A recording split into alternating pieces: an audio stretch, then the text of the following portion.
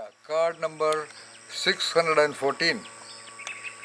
It is about children and creativity. Children and creativity. Writing. I have developed short forms. Yeah, there is a lot of notion in the world. Even some of the so-called creativity researchers have written that children are all creative.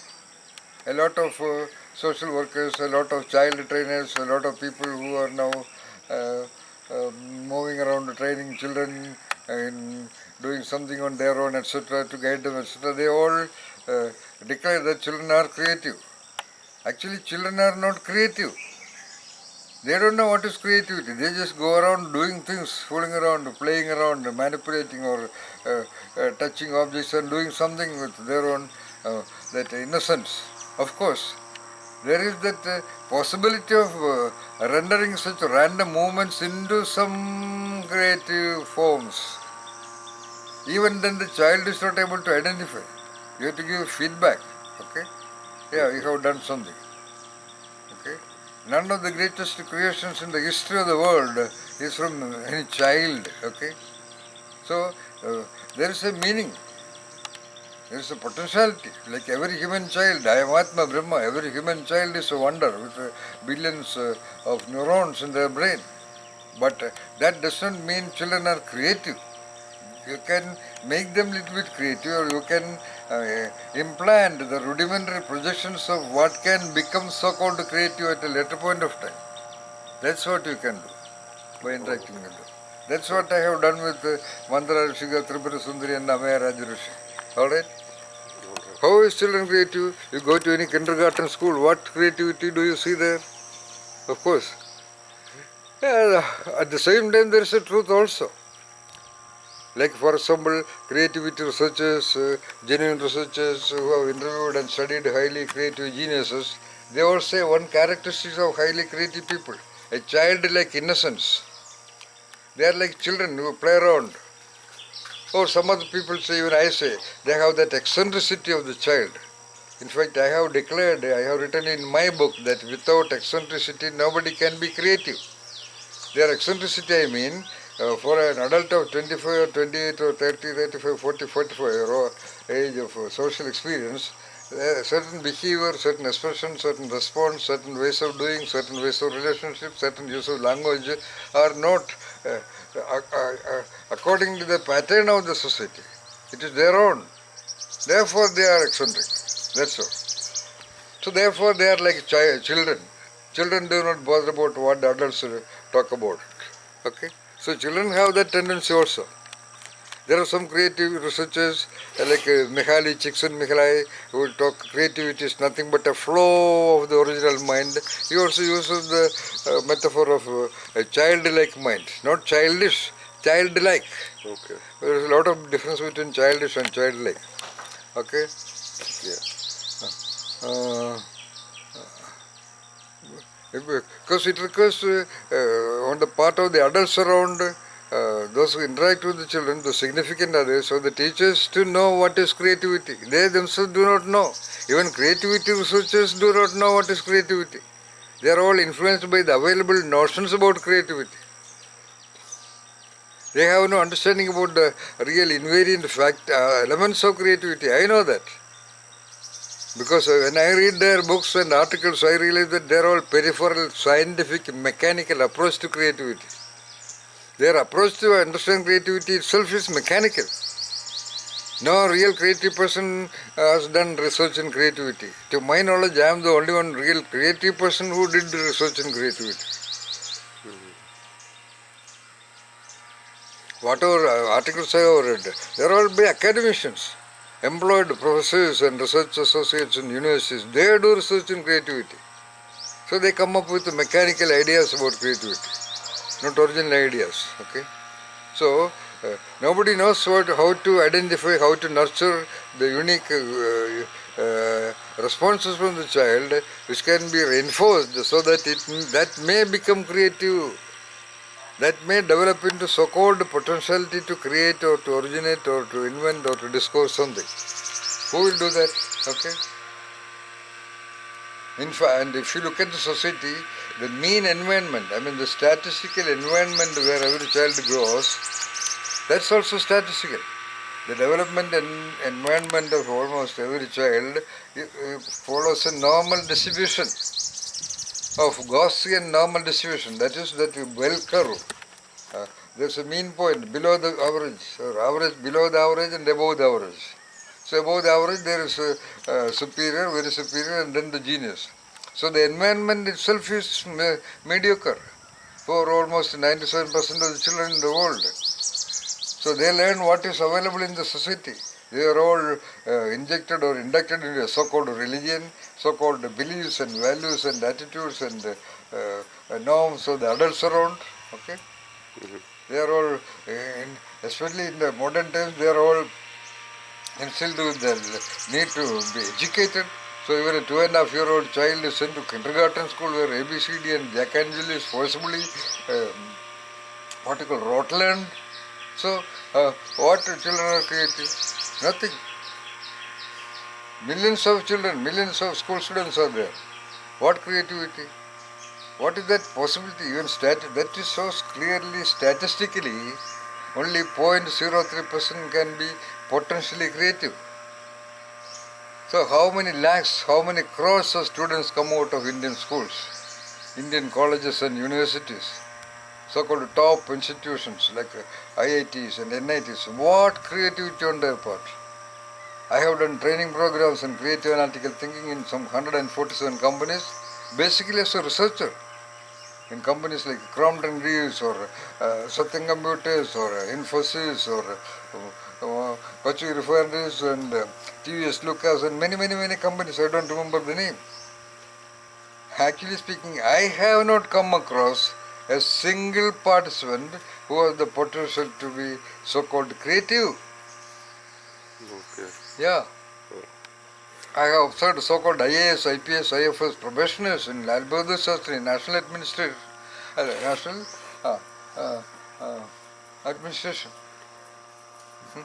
Academy of Administration. Not an element of creativity with any one of them. I observed 3 batches. I used that opportunity only as a part of my observation of on behalf of the creative perspectives I had understood by 1992. Okay. So what creativity? So education, and not only me, many genuine researchers have declared that education cannot make anybody creative. The great poets are not PhDs in a language. Albert Einstein or so-called celebrated, so-called highly creative genius, they never had even any schooling. So there's a great problem with the schooling. There's a great problem with the parenting. That's why creativity is blocked. Okay, let it be blocked, no problem. We are talking on behalf of the possible potential of creativity without which individual cannot find their peace of mind by the time they are about to bloody die. All these highly functioning people, senior administrators or senior retired CEOs or great academicians or university, whatever, blah, blah, blah, they all end up as, at their old age, very morbid, weak, mentally narrowed people. I have met more than 200, 300 such people. So that is the ultimate standard of creativity. So at that time, so parents and schooling should train children to be creative, okay, by developing the attributes of creativity which are available in plenty, okay. More than 250 attributes and characteristics of highly creative people have been already identified, which can be understood by most of the good teachers. At least they can talk about them to the students. Okay, so that at least 1 out of 100 will get inspired, it will trigger their fire in them. Okay, so that's not being done. Then I am talking about the training of creativity. You have to create evidences of creative potentiality in children. You have to guide a child through activities and doing, so that the child automatically, like you are behaving in the bicycle and the balance comes automatically, similarly the children have to be trained to move on the bicycles of their own uniqueness and unique tendencies and activities and expressions and responses and behaviors. And then you have to guide them so that they create an evidence. They have to create. Now that is something where the guide or the trainer or the mentor is identifying the rudimentary projections of what can be become power of creativity at a later point of time, and that should be reinforced. The child should be given feedback, because all human development is through feedback. And who can do that? So that also is not happening. Why I am saying all these things to prove that children are not creative. You should not leave a child thinking that he will automatically become creative. No. So the role of evidence is there. You have to create evidences in the child. That's what happened to me. I did not go much to school, but when there was a program in school, because my mother was a teacher at that time, my father would prepare me and take me, and he wrote me what you call speeches. And I had to outline it, and on the day of the program, I would go to the stage and just reproduce that speech. Okay? And I participated in little dramas, and there was something called oration, okay, in a program. I remember even now, my father got me dressed up like Alexander the Great, with a staff in the hand and all that. So something was written by him. A speech Alexander made to his soldiers, inspiring them to go for a world-conquering expedition.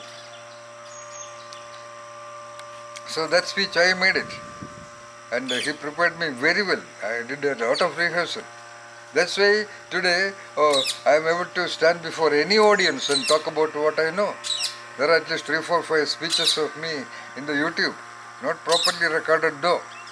I don't need any preparation.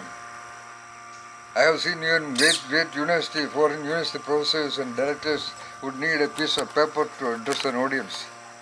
But even to give a keynote address to anybody, none of my classes I ever needed any notebook or preparatory works, because I had done my preparation. Okay? Okay. Or rather, I have received plenty of evidences in the unconscious mind about what I can do. What I can do, okay, in my field.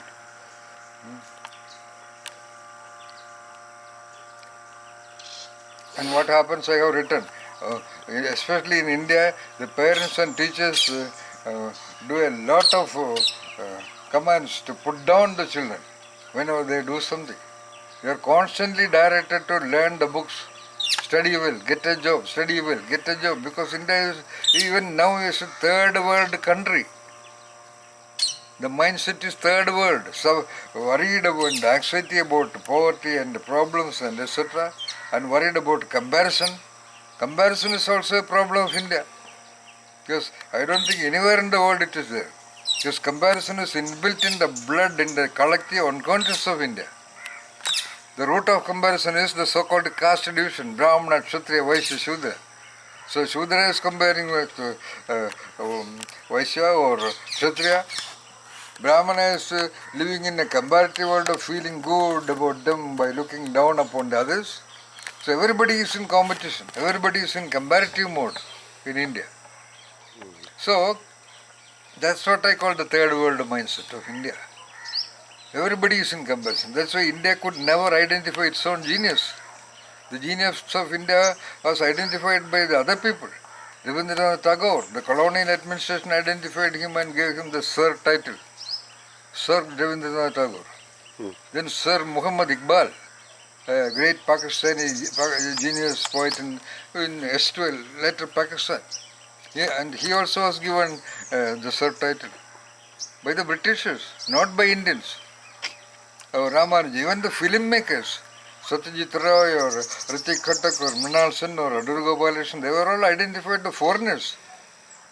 Because Indians are suffering from the comparative mode, how can I say you are good? Yeah. So everybody is trying to pull down the other person. Okay? Yeah. Yeah. Unreasonably pulling down. For example, currently, it is now 2025 December. Obviously, Narendra Damodar Das Modi is the topmost political leader in the world now, by various evidences. His background, what he has done when he became the Prime Minister.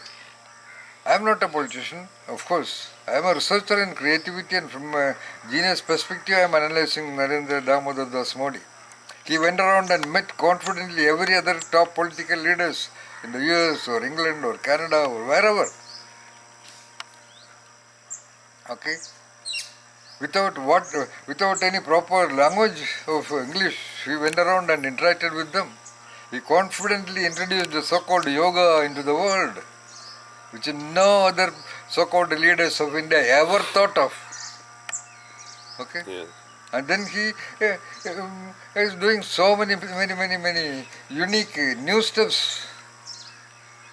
Okay? Regardless of that, the so-called opposition party, because they are opposition party, is going on blindly putting him down. They don't have the concern for the destiny of the nation. They feel low. They feel low, L-O-W, low before Prime Minister Modi and his party. So, to compensate that, they go on rebellious. This is the basic pattern of Indian society, or maybe even time immemorial, because the time immemorial had the caste division. On one side they talked about Vasudeva Kudumbam and Aham Brahmasmi and I am Atma Brahma and thou art that, etc. And on the other side they pushed down great majority of people based on something, some notion, putting down a stupid theory that the Sudras are made out of the legs of so-called Mahavishnu, then the Vaishyas out of the thighs of Mahavishnu, then Kshatriyas out of the chest region of Mahavishnu, and the Brahmins are out of the head region of the Mahavishnu. So even for Mahavishnu, his legs are some poor quality. Okay? Mahavishnu, but his legs are of lower quality than his head. So absolutely, ruthlessly illogical concepts also were created in the so-called ancient Bharat. Okay, this Modi or no leader can do anything, but they have to create an education system. They have to change the education system if India wants to be on top of the world. Okay, forget about that. If some individuals want to be wonderful, okay, by their own choice. That's why I say, I am the one who declared genius is a choice. If some individuals want to choose the path of genius to get Satori, it is, of course. Now actually also I am saying, though I said all these things, I am the only one who did research on destiny. Okay. And in a way I am convinced that finally it is all destiny of people, destiny of a nation, destiny of an individual. That's a different issue. But I also would like to believe that by the creative originality, by creative analytical reflection, an individual with whatever destiny can definitely get out of the traps of destiny, because of the power of the central nervous system. Okay? Okay. That's all. There's a lot more to talk about. As I told you, every card, there's on the other side also. Every card is worth an article.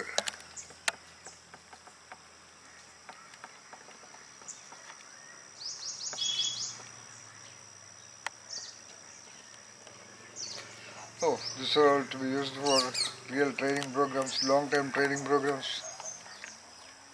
Yeah.